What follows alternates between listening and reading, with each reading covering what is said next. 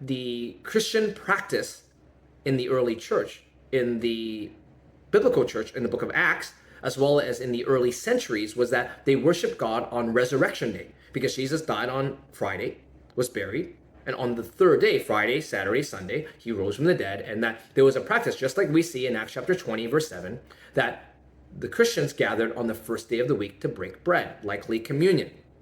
It is the Lord's Day. And in fact, some people, to object to that, they would say, well, yeah, worshiping Jesus on Sunday was just imposed by the state church of Rome.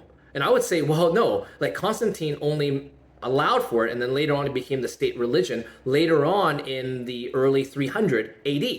But in the first 300 years, Christians were heavily persecuted, and the church fathers or early church documents indicate that Christians indeed did have a normative practice on Sunday. That's not to say if you worship God on Saturday, you're sinning. But my point is, what is normative is actually not Saturday, and there's a shift to Sunday. And so, for example, the Epistle of Ignatius says here that if therefore those who are brought up in the ancient order of things have come to the possession of a new hope, no longer observing the Sabbath, but living in the observance of the Lord's Day. This is the Lord's resurrection day.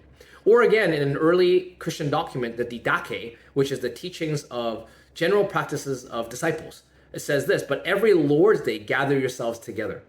Or again, in the Epistle of Barnabas, again saying that we keep the 8th day with joyfulness, the day also on which Jesus rose again from the dead. You notice these are 1st and 2nd century documents before Christianity was made the state religion of Rome. In